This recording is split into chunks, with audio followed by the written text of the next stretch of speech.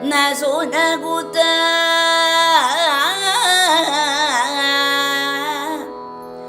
ಮುರವೈರಿ ನಸು ನಗುತ್ತ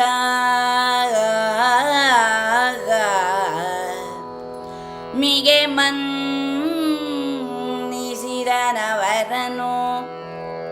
ಪಾಂಡುತನಯರ ಕುಶಲವನು ದುರುಪದಿಯ ಸುಕ್ಷೇಮವನು ಬೆಸಗೊಳ್ಳಲು ಕುಶಲರು ಅನಿಬರು ಜಿಯ ಅನಿಬರು ಕುಶಲರು ಭಕ್ತವ್ಯಸನ ಭಾರವು ನಿಮ್ಮಲಿರೆ ಅನಿಬರು ಕುಶಲರು ಭಕ್ತವ್ಯಸನ ಭಾರವು ನಿಮ್ಮಲಿರೆ ಜೀವಿಸುವುದೇ ಜೀವಿಸುವುದರಿದೆ ಪಾಂಡುನಂದನರು ಎಂದರಾಚರರು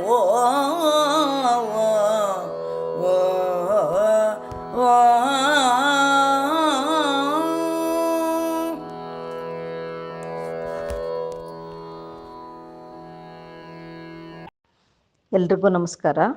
ನಾವು ಇವತ್ತು ವಿರಾಟ ಪರ್ವದ 10ನೇ ಸಂಧಿಯ 31ನೇ ಪದ್ಯ ನೋಡ್ತಾ ಇದ್ದೀವಿ.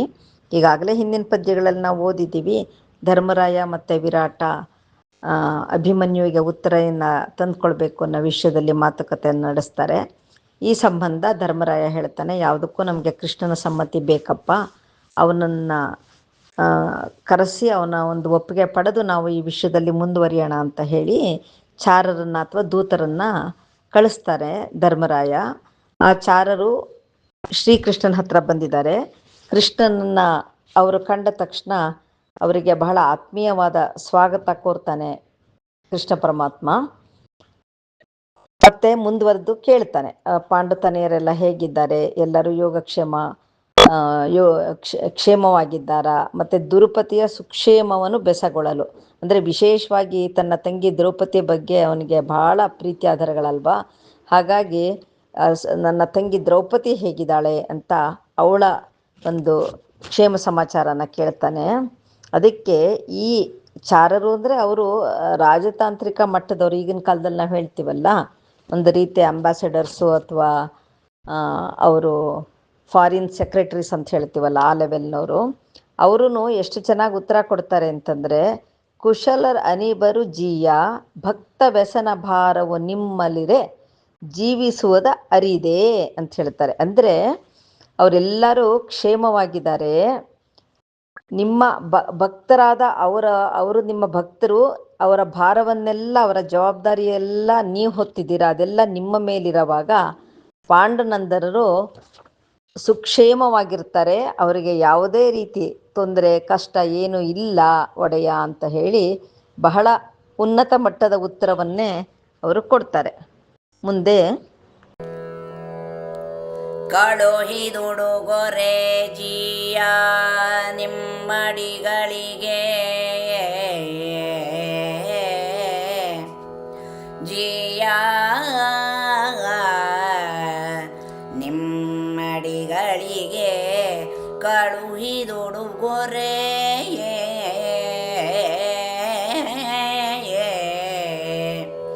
ರಾಣಿವಾಸವರ್ಗಕ್ಕೆ ಬಲಗೆ ವಸುದೇವರಿಗೆ ದೇವಕಿ ಉಗ್ರಸೇನರಿಗೆ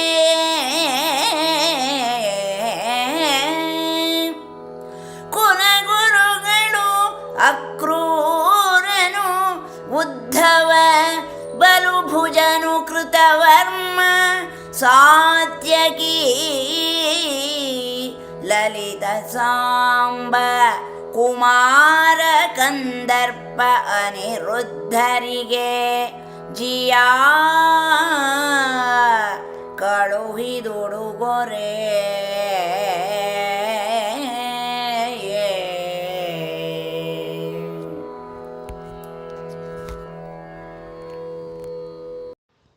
ಪದ್ಯ 32. ಇದರಲ್ಲಿ ಆ ದೂತರು ಶ್ರೀಕೃಷ್ಣನ ಜೊತೆ ಹೇಳ್ತಾರೆ, ಕಳುಹಿದರ್ ಉಡುಗೊರೆ ಜಿಯ ನಿಮ್ಮಡಿಗಳಿಗೆ. ಈ ಆಮಂತ್ರಣದ ಜೊತೆಗೆ ನಿಮ್ಮೆಲ್ಲರಿಗೂ ಉಡುಗೊರೆಗಳನ್ನು ಸಹ ಕಳಿಸಿದ್ದಾರೆ ಒಡೆಯ ಅಂತ ಹೇಳ್ತಾರೆ. ಕವಿ ಇದರೊಳಗೆ ಯಾರ್ಯಾರಿಗೆ ಉಡುಗೊರೆ ಕಳಿಸಿದ್ದಾರೆ ಅಂತ ವಿವರಿಸ್ತಾ ಹೋಗ್ತಾನೆ. ರಾಣಿ ವಾಸದವರಿಗೆ, ಬಲರಾಮರಿಗೆ, ವಸುದೇವ ದೇವಕಿಯರಿಗೆ, ಉಗ್ರಸೇನರಿಗೆ, ಕುಲಗುರುಗಳು, ಅಕ್ರೂರ, ಉದ್ಧವ, ಸಾತ್ಯಕಿ, ಕೃತವರ್ಮ, ಸಾಂಬಕುಮಾರ, ಪ್ರದ್ಯುಮ್ನ, ಅನಿರುದ್ಧ ಎಲ್ಲರಿಗೂ ಉಡುಗೊರೆ ಕೊಟ್ಟು ಕಳಿಸಿದ್ದಾರೆ ಅಂತ ಹೇಳ್ತಾ ಇದ್ದಾರೆ. ಈ ಪದ್ಧತಿ ನಮ್ಮಲ್ಲಿ ಅಂದು ಇತ್ತು, ಇದು ಇಂದಿಗೂ ಅನುಚಾನವಾಗಿ ನಡ್ಕೊಂಬಂದಿದೆ. ನಾವು ಹಿರಿಯರನ್ನ ಅಥವಾ ನಮ್ಮ ಪ್ರೀತಿಪೂರ್ವಕರಾದ ಮಿತ್ರರಿರ್ಬೋದು, ಬಂಧು ಬಳಗದವ್ರಿರ್ಬೋದು, ಅವರನ್ನು ನೋಡಕ್ಕೆ ಹೋದಾಗ ನಾವು ನಮ್ಮ ಪ್ರೀತಿ ಗೌರವಗಳನ್ನು ಒಂದು ಉಡುಗೊರೆಯ ಮೂಲಕದಲ್ಲಿ ನಿವೇದಿಸ್ಕೊಳ್ತೀವಿ ಅಥವಾ ತೋರಿಸ್ಕೊಳ್ತೀವಿ, ಅಥವಾ ಆ ಬಗ್ಗೆ ನಮಗೆ ಹೆಚ್ಚು ಒಂಥರ ಸಂತೋಷ ಕೊಡುವಂಥ ಕೆಲಸವನ್ನು ನಾವು ಮಾಡ್ತೀವಿ. ಅಂದರೆ ಒಬ್ರಿಗೆ ಉಡುಗೊರೆ ಕೊಡೋದು ಅಂದರೆ ನಮಗೆ ಹೆಚ್ಚು ಸಂತೋಷ ಆಗುತ್ತಲ್ಲ, ಅವ್ರಿಗೆ ಖುಷಿ ಆಗುತ್ತೆ, ಅವರು ಖುಷಿ ಆಗೋದನ್ನು ನೋಡಿ ನಮ್ಗೆ ಸಂತೋಷ ಆಗುತ್ತಲ್ಲ, ಆ ರೀತಿ. ಮತ್ತು ಅದು ಒಂದು ಗೌರವ